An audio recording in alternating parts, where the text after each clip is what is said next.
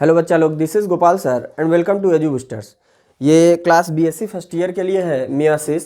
और भी क्लासेस में जहाँ पे इंपॉर्टेंस है उसका ले सकते हैं। जैसे यहाँ से बहुत से क्वेश्चन टीजीटी पीजीटी में डायरेक्टली पूछे जाते हैं, जो हम नोट्स दे रहे हैं यहाँ से डायरेक्टली पूछे जाते हैं और नीट में भी अक्सर पूछा जाता है। तो फिलहाल में ये जो नोट्स है वो बीएससी फर्स्ट ईयर वाले ध्यान देंगे, क्योंकि उनके हिसाब से हम दे रहे हैं भाई, तो इम्पॉर्टेंट तो सबको है। चलिए मियासिस देख लेते हैं। ये सेल डिवीजन का नेक्स्ट स्टेप है। हमने माइटोसिस पढ़ा दिया था और दूसरे पे हमने बोला था मियासिस, जो अगले वीडियो में हम देने के लिए बात किए थे। तो चलिए बात करते हैं। Sexual reproduction involve the formation and fusion of haploid gametes from diploid sales. ये चीज़ ध्यान देने वाली बात है कि यहाँ पे जो बात कर रहा है कि किसमें सेक्सुअल रिप्रोडक्शन, ये आप कह सकते हो कि ये जो मियासिस का स्टेज होता है ये सेक्सुअल रिप्रोडक्शन का बहुत बड़ा स्टेज है। और मियासिस ही मेन रोल निभाती है किसमें, सेक्सुअल रिप्रोडक्शन में, जो गैमेट्स का फॉर्मेशन होता है उसमें। तो यहाँ पे इन्वॉल्व होता है। और द फॉर्मेशन एंड फ्यूजन, जो गैमेट्स का फॉर्मेशन होता है, जैसे आप जानते हो कि यहाँ पे हो गया ये स्पर्म और ये हो गया ओवम। चाहे अगर हम ये बात कर रहे हैं किसमें, एनिमल में, प्लांट में, दोनों जगहों पे देखा जाता है। तो यहाँ अगर हम बात कर रहे हैं तो गैमेट्स अगर जो बनते हैं, गैमेट्स कैसे होते हैं, हैप्लॉइड इन नंबर होते हैं। हैप्लॉइड का मतलब हो गया 23 नंबर ऑफ क्रोमोसोम होते हैं। लेकिन ये कहाँ से बनते हैं, ये बनते हैं डिप्लॉइड सेल से। यही लाइन है। और डिप्लॉइड सेल जब टूट के गैमेट्स का फॉर्मेशन करता है, आई मीन हैप्लॉइड बनता है, तो डिप्लॉइड से हैप्लॉइड तक की जो स्टेज होती है वही होती है मियासिस। चलते आगे, यहाँ पे बात करेंगे नेक्स्ट पॉइंट की बच्चा। Since we need to make a haploid cells, यानी हमको जरूरत होती है हैप्लॉइड सेल बनाने की।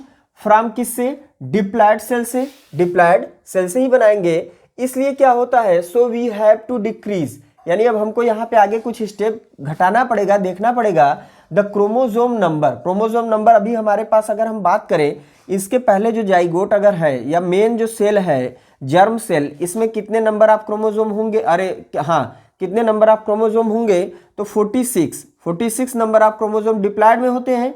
जब ये टूटेगा और दो ठो बनाएगा, दो जाइगोट यहाँ पे दो गैमेट बने, तो जब यहाँ से दो गैमेट्स का फॉर्मेशन हुआ और ये फाइनली आगे तक जाएंगे और 4 ठो बना लेंगे, तो इसमें नंबर ऑफ क्रोमोसोम जितने होते हैं वो होते हैं 23, और इसी को हैप्लॉइड स्टेज बोला जाता है। चलिए आगे देखते हैं। बाई हाफ, यानी इसके बेसिस पे क्या होता है, नंबर ऑफ क्रोमोसोम आधे रह जाते हैं। For this we need meiosis which is called, और ये जो डिप्लॉइड से हैप्लॉइड बन जाता है, और जहाँ पे नंबर ऑफ क्रोमोसोम जहाँ 46 थे वहाँ हमको हाफ रखना हो जाता है, 23 करना हो जाता है। इसलिए इसको दूसरे अर्थों में बोला जाता है रिडक्शनल डिवीजन। अब दूसरे शब्दों में हम कह सकते हैं meiosis is also known as reductional division, इसलिए इसको रिडक्शनल डिवीजन भी कहते हैं। क्लियर, अर्धसूत्री विभाजन जिसको बोला जाता है। अब ये बात की गई कि it is discovered by Oscar Hertwig in 1876। यहाँ पे एक नाम और आता है जो 1905 में फार्मर और मुरे का है। जरा आप लोग सर्च करके बताइएगा, देखिएगा क्या है। चलिए आगे बात करते हैं मियोसिस के बारे में। Meiosis takes place in reproductive cells, यानी कि जो हम लोगों के सेक्स ऑर्गन है वहाँ पे जो सेल्स होते हैं, जर्मिनल सेल्स, वहाँ पे ये पाया जाता है मियोसिस के लिए।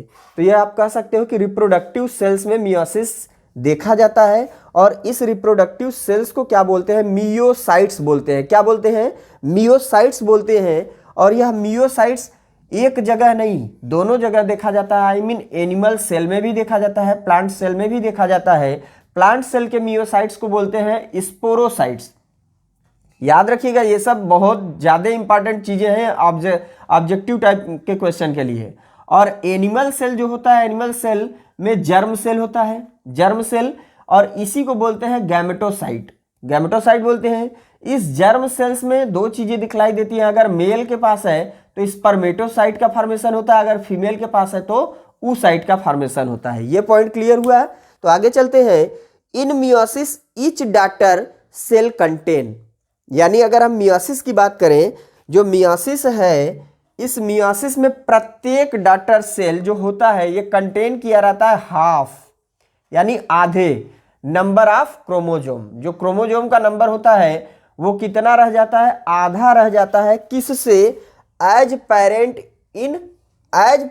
इन parent cell. As present in parent cell, अगर पेरेंट सेल के पास 10 ठो क्रोमोजोम था, पेरेंट सेल के पास कितना था 10 क्रोमोजोम था, तो जो डॉटर सेल है उसके पास 5 ही बच जाता है।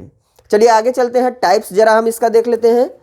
टाइप्स ऑफ मियोसिस, जो टाइप्स ऑफ मियोसिस है ये 3 प्रकार से देखा जाता है। एक होता है गैमेटिक मियोसिस, ध्यान दीजिएगा बेटा, गैमेटिक मियोसिस।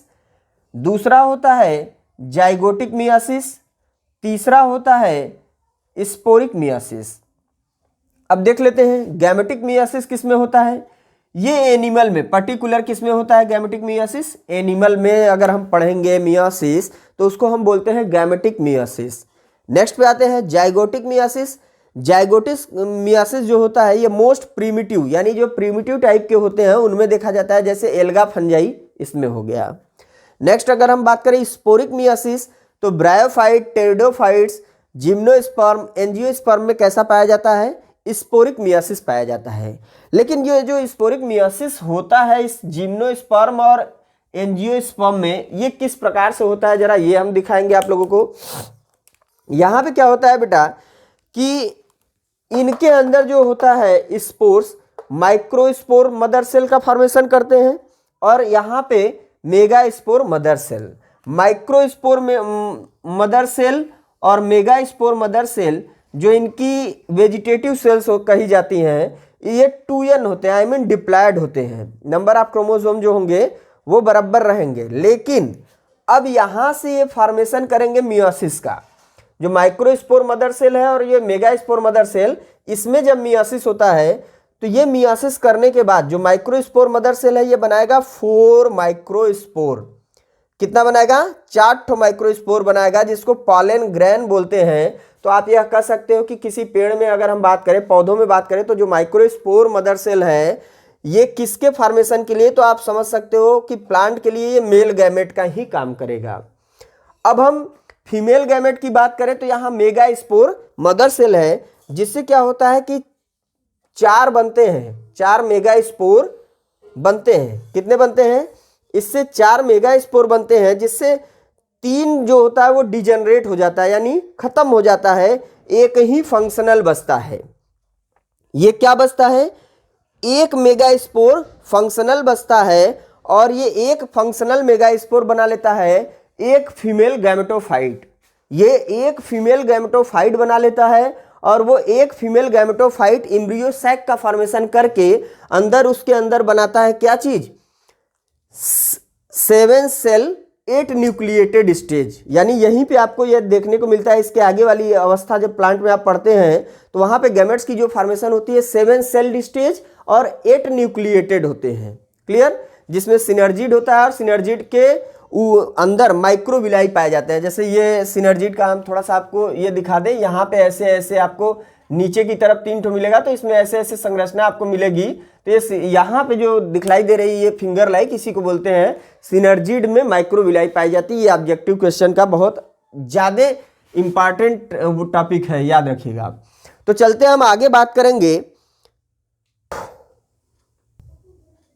अभी ये स्टेज जो है आप लोगों के लिए मोस्ट इंपॉर्टेंट है, यहाँ से आपको टॉपिक एकदम क्लियर समझ में आ जाएगा और आपको बहुत ज़्यादा हेल्पफुल होगा नोट्स बनाने में, प्लस ऑब्जेक्टिव एग्जाम में अगर देना है तो भी। चलिए यहाँ ध्यान दीजिए, जो मियोसिस है ये 2 स्टेप फिनोमिनन है। कितना है, 2 स्टेप का फिनोमिनन है, मियोसिस फर्स्ट और मियोसिस सेकेंड। जो मियोसिस फर्स्ट होता है ये रिडक्शनल डिवीजन होता है, यानी कि जब पहली बार ये पहली बार जब टूटेंगे तो ये डिप्लॉयड होते हैं। ये जो पेरेंट सेल है यहाँ डिप्लॉयड है, और डिप्लॉयड से जो टूटेगा तो बनाएगा हैप्लॉयड, हैप्लॉयड बनाएगा। और डिप्लॉयड में नंबर ऑफ क्रोमोसोम अगर 46 है तो यहाँ बचेगा 23। तो ये तो सिर्फ हाफ नंबर ऑफ क्रोमोसोम किया, ठीक है। इसके आगे अब आपको देखना होगा, ये जो होता है ये सेम एज माइटोसिस चलता है, इसलिए हमने लिखा है सेम एज माइटोसिस। मतलब कि यहाँ पे अगर 23 नंबर ऑफ क्रोमोसोम है तो इनसे जो सेल अब फॉर्मेशन होगा वो नंबर ऑफ क्रोमोसोम 23 ही रहेगा। आई मीन ये हैप्लॉयड थे तो ये अब हैप्लॉयड ही बनेगा। तो ध्यान दीजिएगा, जो मियोसिस की पूरी स्टेज कंप्लीट होती है, मतलब कि अगर हम यहाँ से लेके यहाँ तक की बात करें तो ये है मियोसिस, लेकिन जब पहली बार विभाजन हुआ तो उसको मियोसिस फर्स्ट बोलते हैं। और जब जो सेल बन गए हैप्लॉयड नंबर में वो अगेन जब डिवाइड किए तो उसको मियोसिस सेकेंड बोलते हैं। अब इस स्टेप को जरा समझेंगे। मियोसिस फर्स्ट जो है रिडक्शनल डिवीजन, इसमें क्या होता है, ये प्रोफेज फर्स्ट होता है। प्रोफेज फर्स्ट में एक लैप्टोटीन, एक जाइगोटीन, एक पैक्सीटीन, एक डिप्लोटीन और डायकाइनेसिस। स्टेप वाइज हम अभी इसको पढ़ाएंगे, आप लोग ध्यान दीजिएगा, आगे वीडियो में एंड तक बने रहेंगे तो आपको ये मिल जाएगा। फिर है मेटाफेज फर्स्ट, इसके बाद एनाफेज फर्स्ट और टीलोफेज फर्स्ट। ये स्टेप है किसका, मियोसिस फर्स्ट का, और सेम एज चला जाता है मियोसिस सेकेंड में, लेकिन वहां पे ये स्टेप आपको नहीं मिलेगा क्योंकि मियोसिस सेकेंड एक शॉर्ट ड्यूरेशन के प्रोसेस है। ये थोड़ा लॉन्ग ड्यूरेशन है क्योंकि यहाँ प्रोफेज फर्स्ट जो होता है थोड़ा सा टाइम लेता है विभाजन में। तो आगे का स्टेप हम देखेंगे। चलिए तो आगे चलते हैं। यहाँ प्रोफेज का जो स्टेज है पहला, भाई मियोसिस फर्स्ट अब हमको देखना है। मियोसिस फर्स्ट में प्रोफेज फर्स्ट ये क्या है, it is the largest stage, यानी सबसे बड़ी स्टेज होती है। इट हैव 5 सब स्टेजेस, हमने पहले ही बता दिया इसके पास 5 सब स्टेजेस हैं, जिसमें पहला आपका है लेप्टोटीन। लेप्टोटीन में क्या है, देखो पहली स्टेज, जैसे ये प्रोफेज की अवस्था, यहाँ पे अब हम इसको देखेंगे, ये सेल है, सेल के अंदर ऐसा न्यूक्लियस। अब यहाँ पे जो क्रोमोसोम है किस अवस्था में कैसे रहेंगे, बस इसके बारे में अब हमको स्टडी करते हुए आगे बढ़ना है। तो it is called flower bucket stage.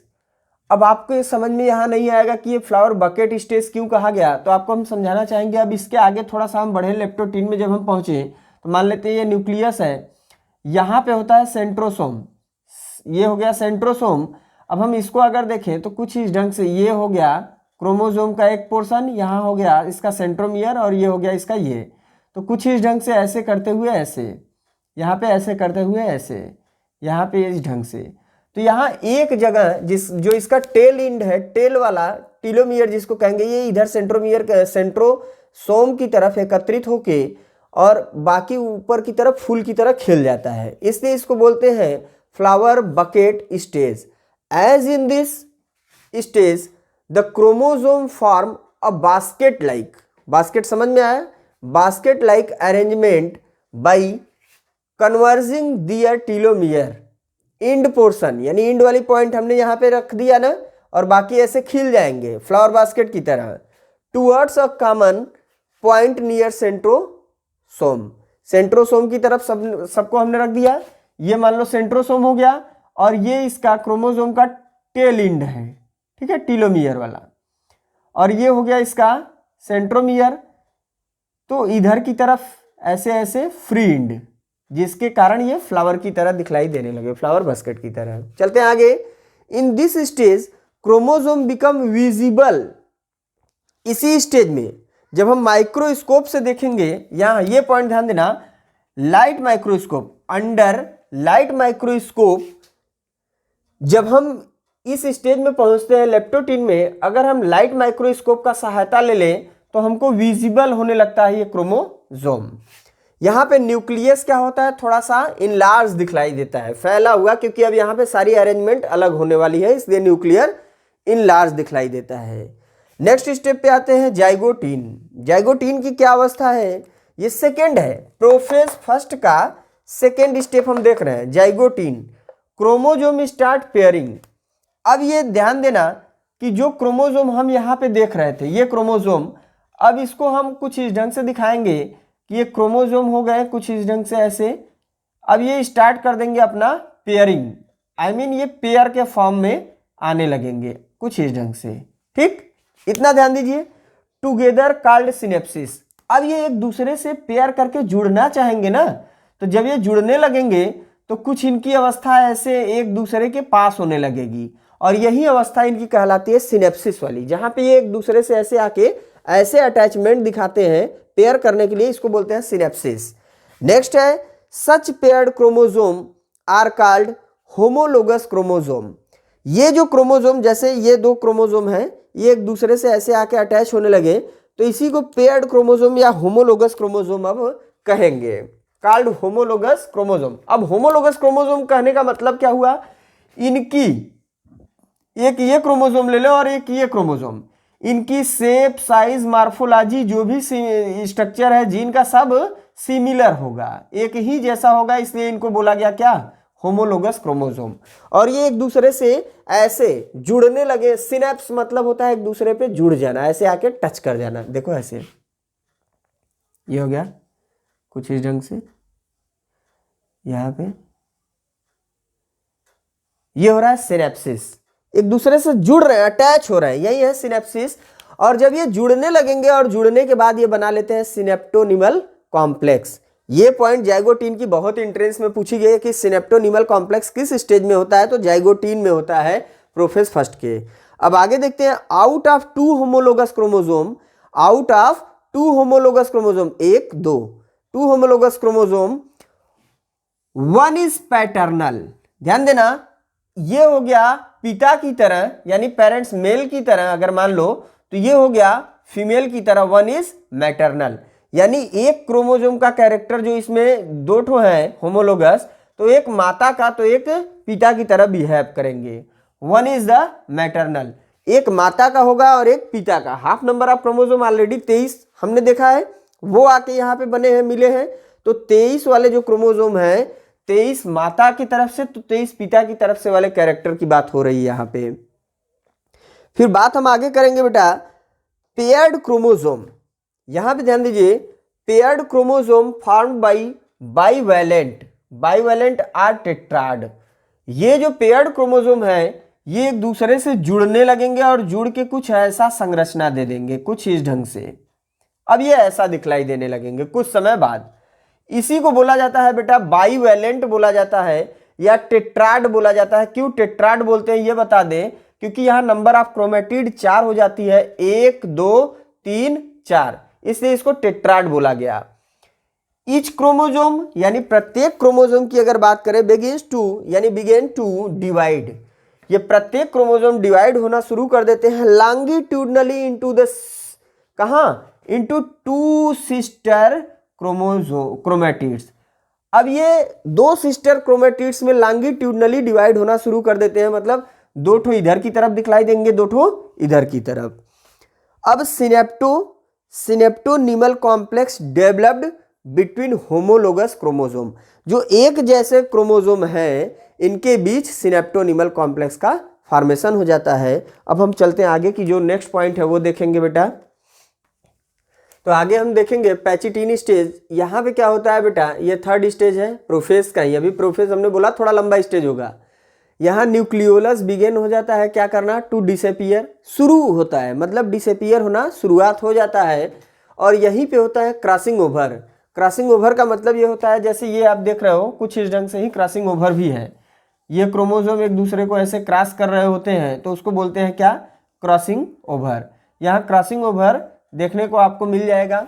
तो ये चीज याद रखिएगा कि पैचिटिनी स्टेज में क्रॉसिंग ओवर मिलता है, ठीक है। इसका मतलब क्या होता है, एक्सचेंज ऑफ जेनेटिक मटेरियल, जो जेनेटिक मटेरियल इसका इसमें और उसका उसमें एक्सचेंज होने की बात आ जाती है between non sister, I mean इसकी और इसके बीच, यहाँ इसके और इसके बीच, इस सिस्टर की और इस सिस्टर की नॉन सिस्टर बात हो जाएगी ना। ये अपने लिए, इसके लिए ये सिस्टर होगा, इसके लिए ये सिस्टर होगा, इसके लिए ये सिस्टर होगा, लेकिन जब ये इससे अगर बाइंड कर जाए तो नॉन सिस्टर होगा, और ये इसका और ये इसका जीन लेना शुरू कर देता है, यही होता है क्रॉसिंग ओवर। अब ध्यान देंगे, chromatids of the homologous chromosome takes place. अब जो ये क्रोमेटिड्स है, नॉन सिस्टर क्रोमेटिड्स, हमने बोला ना, यहां पे कुछ इस ढंग से ऐसे देख लेते हैं, ये हो गया, ये ऐसे। अब अगर हम बात करें, ये हो गया सेंट्रोमियर, ये इस ढंग से, ये इस ढंग से। इसकी सिस्टर कौन है, इसकी सिस्टर अगर हम इसको दिखाना चाहें तो कुछ इस ढंग से कर सकते हैं। ये इसकी सिस्टर हो गई, ये वाली, लेकिन इसकी ये सिस्टर है नहीं है, ये नॉन सिस्टर है, इसके लिए ये नॉन सिस्टर है। लेकिन इसकी सिस्टर कौन है, ये है। इसकी सिस्टर कौन है, ये है। इसकी सिस्टर ये है। अगर ये वाली यहां पे आके इससे क्रॉस करना शुरू कर दे तो क्रॉसिंग ओवर हो जाएगा और नॉन सिस्टर क्रोमेटिड्स कहलाएगा। तो चलते आगे बेटा, crossing over takes place in the presence of recombinase enzyme. ये जो क्रॉसिंग ओवर हो रहा है ये भी किसके उपस्थिति में होता है, ये ध्यान देने वाली बात है। रिकॉम्बिनेज एंजाइम की उपस्थिति में ये क्रॉसिंग ओवर मिलता है। हर जगह पे हमने डायग्राम बना बना के दिखाया बेटा, आपके बुक में होगा, उसको अच्छे से ड्रा कर लीजिएगा। ये डायग्राम हमने दिखा दिया है कुछ ढंग से। नेक्स्ट है diplotene stage, synaptonemal complex disappear. अब ध्यान देना, इस डिप्लोटीन वाली स्टेज में क्या होगा, सिनेप्टोनिमल कॉम्प्लेक्स डिसअपियर हो जाएगा। ये अभी टीजीटी और पीजीटी में हाल ही में क्वेश्चन पूछा गया था कि जो सिनेप्टोनिमल कॉम्प्लेक्स होता है ये किस स्टेज में डिसअपियर हो जाता है, तो डिप्लोटीन स्टेज में। क्लियर। आगे हम चलते हैं। नेक्स्ट पॉइंट कहता है कियास्मेटा फॉर्मेशन टेक्स प्लेस। यहाँ कियास्मेटा का फॉर्मेशन हो जाता है कुछ इस ढंग से। ये वाली जो जैसे क्रॉसिंग ओवर आप देख रहे थे सेम वैसे ही रहेगा, यहाँ पे कुछ इस ढंग से कियास्मेटा का फॉर्मेशन हो जाएगा। कुछ जगहों पे कियास्मेटा को आप इस ढंग से भी आप देख सकते हैं। चलिए फिलहाल में ये आपको समझ में आ रहा है ना, ये चीज देखिए। फिर chiasmata formation takes place that is point of contact between non sister chromatids of the homologous chromosome. चलो हम आप लोगों को दिखा देते हैं।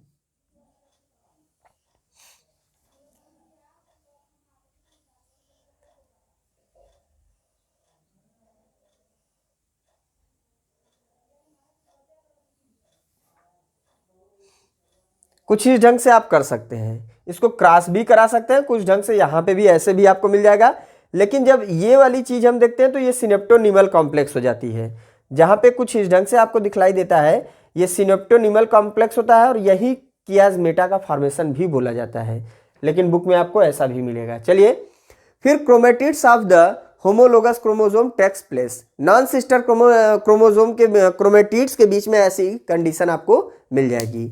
नेक्स्ट पॉइंट है बेटा diakinesis, nuclear membrane and nucleolus disappear completely. यहाँ पे कंप्लीटली आप लोग देख लीजिएगा होगा, क्योंकि ये क्या होता है कि अब जो स्टेज हम पढ़ने जा रहे हैं डाइकाइनेसिस, इसमें पूरे पूरे रूप से न्यूक्लियर मेम्ब्रेन और जो न्यूक्लियोलस है, क्योंकि ये जो भी चीज क्रोमोसोम की हम पढ़ रहे थे न्यूक्लियस के अंदर हो रहा था।